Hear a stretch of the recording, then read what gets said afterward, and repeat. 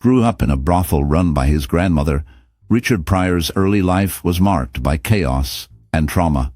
His mother, an alcoholic and a prostitute, contributed to an environment filled with vice. The dysfunction deepened with the presence of his father, a pimp, and the harsh discipline enforced by his grandmother, who managed 3 brothels. Witnessing his mother's abuse and her interactions with powerful men, including the mayor of Peoria, left a lasting impact on him. The discovery of a dead baby in their home added to the horror of his childhood. At just 6 years old, Pryor faced sexual abuse from a teenage boy named Bubba, compounding his traumatic experiences. Despite these challenges, he found a glimmer of hope in comedy. A supportive school teacher encouraged him to perform slapstick routines, which sparked his passion for entertaining others and provided an escape from his troubled reality. This early introduction to performance would shape his future in profound ways. During his early adulthood, Richard Pryor faced a life filled with instability and rebellion. At just 14 years old, he was expelled from school, which set the stage for a series of jobs that did not provide him with direction. In 1958, seeking a change, he enlisted in the U.S. Army. However, his time in the military did not unfold as he had hoped. Instead of serving in active duty, Pryor found himself spending a significant amount of time in a military prison. This unexpected turn of events stemmed from a violent incident involving a white soldier who laughed at a racist scene in a film. Angered by the soldier's insensitivity and blatant racism, Pryor reacted by physically attacking him. This altercation led to serious disciplinary action against Pryor, resulting in his imprisonment. This experience was pivotal for him, as it not only hardened his character, but also heightened his awareness of racial injustices. These themes would later become central to his comedy, reflecting his struggles and insights. The military, which was intended to instill discipline, turned out to be another institution where Pryor found himself at odds with authority. After leaving the military, Pryor decided to pursue a career in entertainment, seeking refuge in the vibrant and competitive comedy scene of New York City. In 1963, he arrived with little more than raw talent and ambition, quickly immersing himself in the nightclub circuit. During this time, he performed in the same venues as legendary artists like Bob Dylan and Woody Allen, soaking in the diverse influences of the city's artistic culture. One pivotal moment came when the renowned singer Nina Simone witnessed him struggling with stage fright just before a performance. Instead of watching him succumb to his nerves, she cradled him in her arms, offering comfort and reassurance until he found the courage to take the stage. This kind of artistic camaraderie was common in the tight-knit New York scene, and Pryor slowly gained confidence in his craft. His performances during this period were more restrained, mimicking the clean-cut style of comedians like Bill Cosby, but a more radical transformation loomed on the horizon. As he continued to hone his skills, the unique experiences and challenges he faced in New York would shape his comedic voice and style, leading him to become one of the most influential comedians of his time. By 1967, Pryor had achieved modest success as a stand-up comedian, regularly appearing in clubs and even securing television spots. However, everything changed during a high-profile performance at the Aladdin Hotel in Las Vegas. Midway through his act, he abruptly stopped, looked out into the audience, and walked off stage without explanation. This sudden moment of clarity led to a complete re-evaluation of his comedic style and identity. He realized that he could no longer conform to the sanitized expectations of mainstream audiences.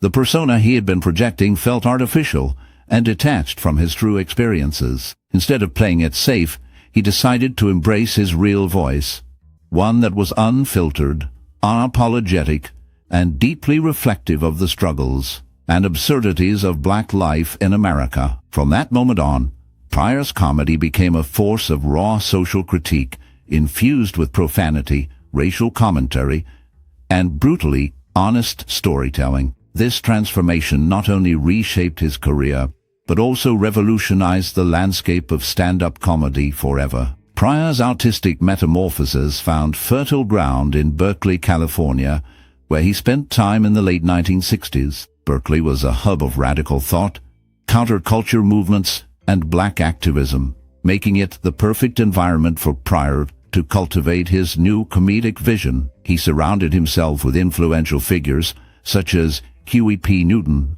co-founder of the Black Panther Party, and Ishmael Reed, a pioneering black writer and satirist. These intellectual and cultural influences expanded Pryor's worldview, pushing him to infuse his comedy with deeper political and social meaning. The time he spent in Berkeley was pivotal. It was here that he fully embraced his voice as an artist willing to confront issues of race, class, and power without censorship, no longer shackled by the need to please mainstream audiences.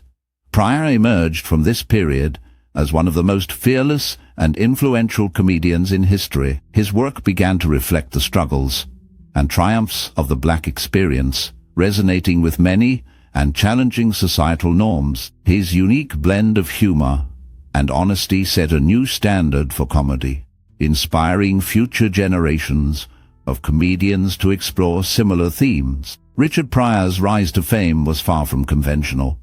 Unlike many comedians who found immediate mainstream success, Pryor struggled to fit into Hollywood's mold. However, he refused to conform and instead carved out his own path through a series of groundbreaking comedy albums. His 1974 album, That Nigger's Crazy, was a turning point, pushing the boundaries of stand-up comedy with its raw and unfiltered take on race, relationships, and American society. The album won a Grammy Award for Best Comedy Album and was certified gold, proving that Pryor's unapologetic style had a wide audience. This success marked the beginning of a series of best-selling albums, including Is It Something I Said in 1975, Bicentennial Nigger in 1976, and Wanted Richard Pryor Live in Concert in 1978. His work redefined what stand-up comedy could be, shifting away from the traditional setup and punchline formula to a deeply personal, observational, and often painfully honest style. By the late 1970s, Pryor had become one of the most influential comedians of his era, revered by both fans and fellow comics for his fearless storytelling and ability to turn personal struggles into comedy gold. Navigating through Richard Pryor's personal life reveals a journey filled with intense emotions and dramatic turns. He experienced 7 marriages with 5 different women, each relationship marked by its own unique challenges and moments of joy. His most significant connection was with Jennifer Lee, whom he first married in 1981. This marriage was short-lived, ending in divorce just a year later. However, their story did not end there, as they found their way back to each other and remarried in 2001. This second union proved to be more stable, lasting until Pryor's death in 25. During his final years, Jennifer played a crucial role as his caretaker, providing support through his struggles with health issues. In addition to Jennifer, Pryor's other marriages included tumultuous relationships with Patricia Price, Shelley Bonnes, Deborah Maguire, and Flynn Boulain. Many of these unions were brief and often filled with conflict, reflecting the ups and downs of his life as a comedian. Some of these women were married to him multiple times, showcasing the complexity of his romantic life. Each marriage mirrored different phases of his career, from his early days of striving for success to his later years as a celebrated figure grappling with addiction and personal challenges. Pryor's love life was a vivid tapestry of passion and turmoil, illustrating the emotional highs and lows that accompanied his legendary status in the entertainment world. Beyond his marriages, Richard Pryor's relationships were often marked by turmoil and addiction. His struggles with cocaine significantly impacted his romantic life, leading to intense but destructive affairs. One notable relationship was with actress Pam Grier, who shared her experiences in her memoir. Grier recounted how Pryor's addiction created emotional strain between them, resulting in severe physical consequences. She revealed that doctors discovered traces of cocaine in her bloodstream, which she believed came from their intimate encounters. This alarming revelation highlighted the extent of Pryor's drug use and its effects on those around him. Greer described Pryor's behavior during their time together, noting his erratic mood swings and paranoia, which made it challenging to maintain a stable relationship. Their romance, while passionate, mirrored the chaotic lifestyle Pryor led, characterized by excess, fame, and addiction. The combination of love and addiction created a cycle of pain that ultimately overshadowed their connection. Pryor's personal demons often surfaced in his relationships, leading to multiple accusations of domestic violence. His ex-wife, Jennifer Lee, spoke openly about the abuse she endured, detailing incidents where he lashed out in fits of rage. She attributed his behavior to both his addiction and the machismo culture of his upbringing, where men dominated women through physical force. Pryor himself, in moments of reflection, acknowledged the toxic masculinity he had absorbed as a child, growing up in a brothel where violent relationships were normalized. His struggles with anger and control were exacerbated by drug use, creating a dangerous cycle of abuse and regret. While Pryor remained a beloved comedic genius, his personal life carried a dark undercurrent that many of his partners and wives endured. His later years were marked by attempts at redemption, but the scars of his past relationships remained a complex and painful part of his legacy. Richard Pryor's personal life was as unpredictable as his comedy, filled with complexities and surprises. One of the most shocking revelations about him emerged years after his death. In 2018, music producer Quincy Jones claimed that Pryor had a sexual relationship with actor Marlon Brando. This statement was later supported by Pryor's widow, Jennifer Lee, who revealed that Pryor was open about his bisexuality, especially in his private life. He often shared his experiences in his stand-up routines, reflecting his candid nature. However, this portrayal of Pryor's sexuality was not universally accepted within his family. His daughter, Rain Pryor, strongly disagreed with these claims, labeling them exaggerated and inaccurate. She felt that her father's legacy was being misrepresented. In contrast, Jennifer Lee maintained that Rain was in denial about a part of her father's past that he had never concealed. Despite these differing views, Pryor's legacy endures as one of breaking boundaries, not only in comedy, but also in challenging societal norms. Unlike many public figures of his time, Pryor did not shy away from discussing topics that others might have considered taboo. In his autobiography, Pryor Convictions and Other Life Sentences, he openly reflected on his past experiences, including a brief romantic relationship with a transgender woman. He also acknowledged having engaged in same-sex encounters throughout his life. Pryor's confessions were not just personal admissions, but also statements that challenged rigid views on masculinity and sexuality, especially in the 20th century entertainment industry. His willingness to share these details was emblematic of his broader approach to comedy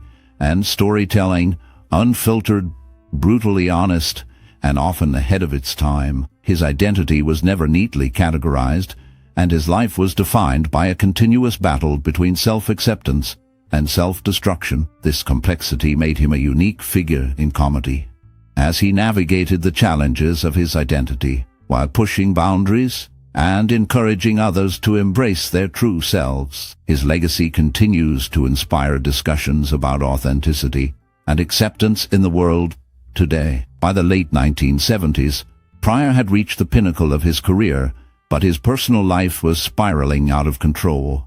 His addiction to cocaine had grown to dangerous levels, leading to erratic behavior, violent outbursts, and reckless drug use. This culminated in one of the most infamous incidents of his life on June 9, 1980.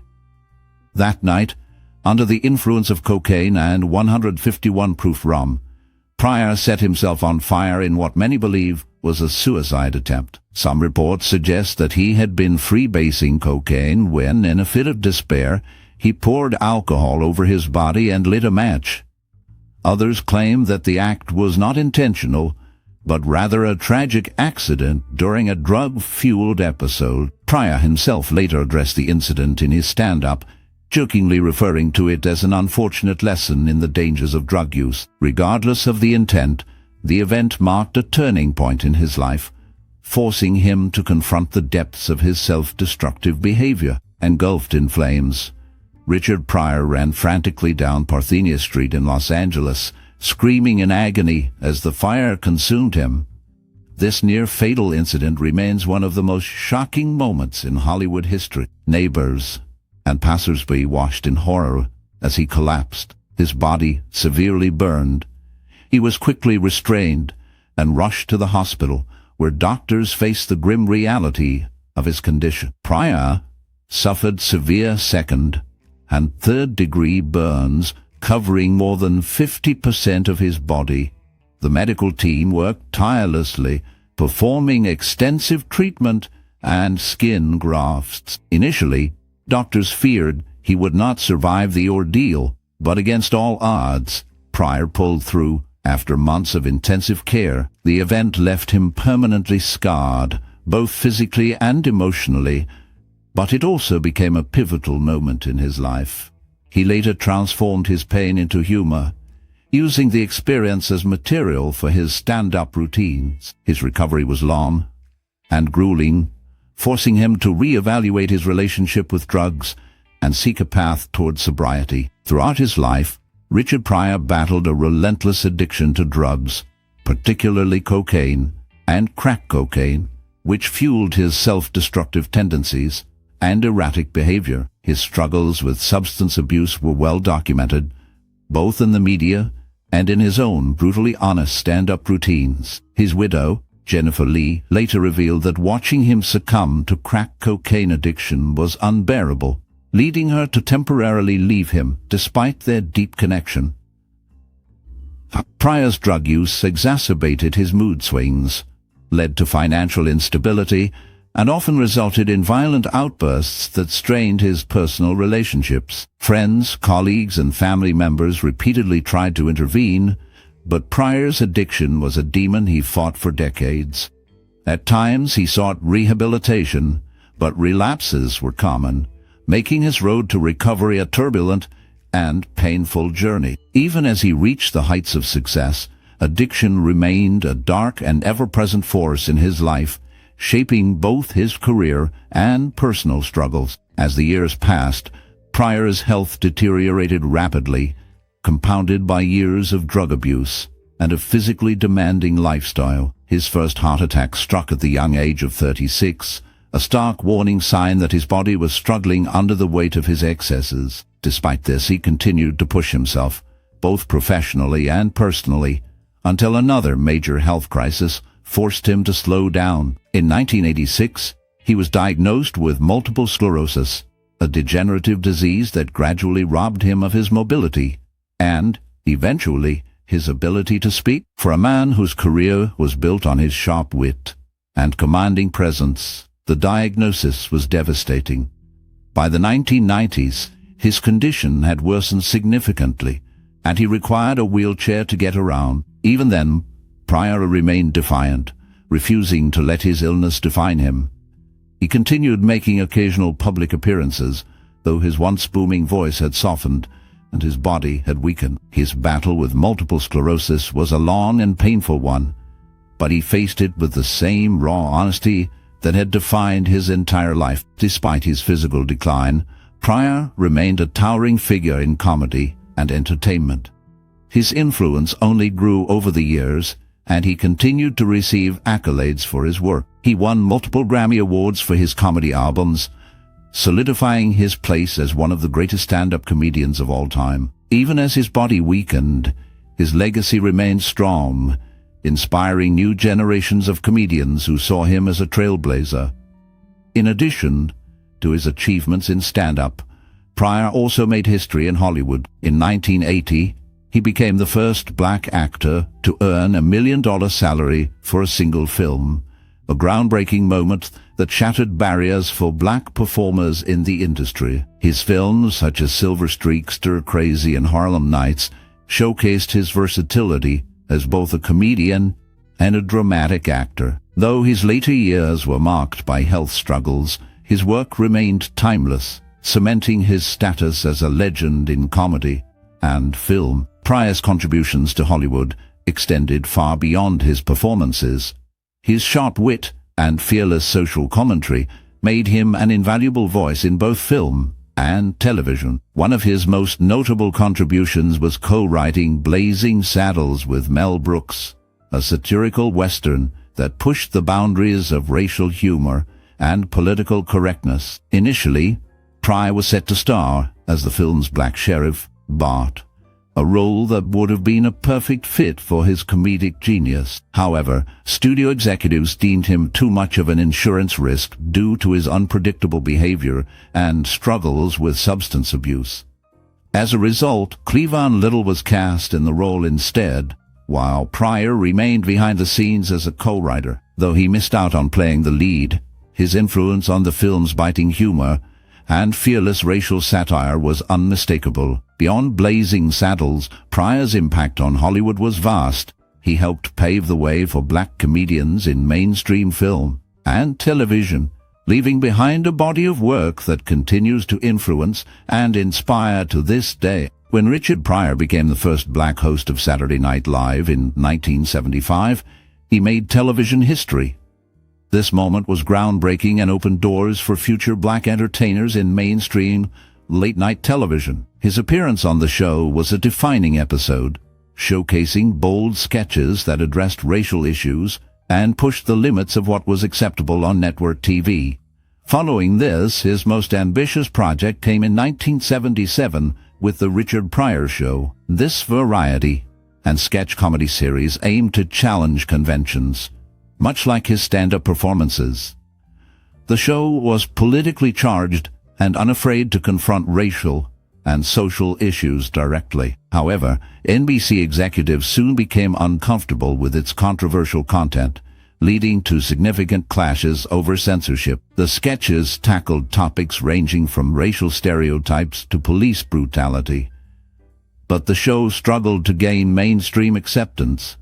Despite its innovative approach, The Richard Pryor Show was cancelled after just 4 episodes. Although short-lived, it was ahead of its time and influenced later sketch shows like In Living Color and Chappelle's Show, which borrowed elements from Pryor's fearless comedic style. In 1979, Pryor embarked on a deeply personal journey to Africa, a trip that would profoundly alter his worldview and comedic approach. Throughout his career, he had frequently used the N-word in his stand-up routines, often reclaiming it as a tool for humor and social commentary. However, upon visiting Africa and experiencing the richness of his ancestral homeland firsthand, he had an epiphany. He later described how he looked around and saw a world where no one used the word in a derogatory way, making him question its place in his own vocabulary. Moved by the experience, Pryor made a public vow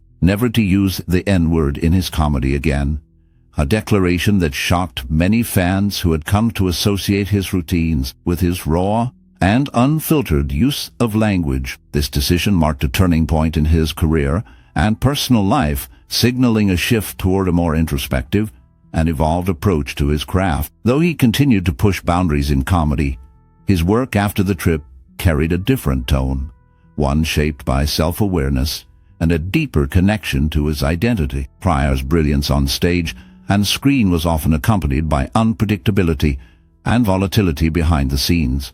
His erratic behavior on film sets became notorious, frequently causing tension with producers, directors, and co-stars. Gene Wilder, his frequent collaborator and close friend, detailed in his autobiography how Pryor's struggles with substance abuse often disrupted productions. He was known for arriving late, sometimes missing entire days of filming, leaving producers scrambling to adjust schedules around him. On the set of Stir Crazy, Tensions flared when a crew member jokingly tossed a piece of watermelon in Pryor's direction. Infuriated, he walked off set, refusing to return until the issue was addressed. His behavior, while frustrating for those around him, was often fueled by a mix of personal demons, drug use, and the burden of navigating a Hollywood system that frequently marginalized black entertainers. Despite these challenges, his performances were so electric that filmmakers were often willing to work around his unpredictability, knowing that his talent was unmatched. Pryor's love life was as tumultuous as his career, filled with passionate, high-profile relationships that often ended in heartbreak. He was romantically involved with several prominent actresses, including Foxy Brown star Pam Grier and Superman actress Margot Kidder. Both women, at different points in his life, attempted to help him overcome his self-destructive tendencies, but Pryor's struggles with addiction and emotional instability made lasting relationships difficult. Lieutenant Pam Grier, in particular, spoke openly about the toll Pryor's cocaine use took on their relationship, recounting moments of chaos and despair as she watched him spiral deeper into addiction. Margot Kidder, who had her own struggles with mental health, connected with Pryor on a level few others could, but their relationship was ultimately another casualty of his destructive lifestyle. Though he was deeply passionate and capable of great love, his addictions and personal demons often made him his own worst enemy in relationships. Despite his many romantic entanglements, Pryor spent much of his life searching for stability and love, a quest that remained ongoing until his final years. By the early 2000s, Richard Pryor faced significant health challenges due to complications from multiple sclerosis. This disease gradually took away his mobility and ability to speak, transforming the once dynamic and electrifying performer into a shadow of his former self. Confined to a wheelchair, he required full-time care, yet his spirit remained unbroken. Despite the physical limitations, Pryor's legacy as a pioneer of comedy was firmly established. He had a unique ability to connect with audiences through his raw honesty and storytelling, using his life experiences and pain to redefine comedy. On December 10, 2005, just 9 days after celebrating his 65th birthday, Pryor suffered a fatal heart attack at his home in Los Angeles. His wife, Jennifer Lee, rushed to his side and attempted to resuscitate him, but her efforts were in vain. He was pronounced dead at 7:58 a.m. His passing marked the end of an era in comedy, leaving behind a legacy that would continue to influence stand-up for generations to come. The world lost not just a comedian, but a true storyteller. In the wake of his passing, tributes poured in from across the entertainment industry. Comedians, actors, and fans alike mourned the loss of a man whose fearless humor had paved the way for countless performers. Richard Pryor was not just a comedian. He was a trailblazer who broke barriers and spoke truths that many were afraid to voice. His unique style combined raw honesty with sharp wit, allowing him to connect deeply with audiences. His widow, Jennifer Lee, later shared a poignant detail about his final moments. Despite his years of suffering, at the moment of his death, Pryor had a smile on his face. This image reflects the resilience and spirit that defined his life. In accordance with his wishes, Pryor was cremated, and his ashes were initially kept by his family.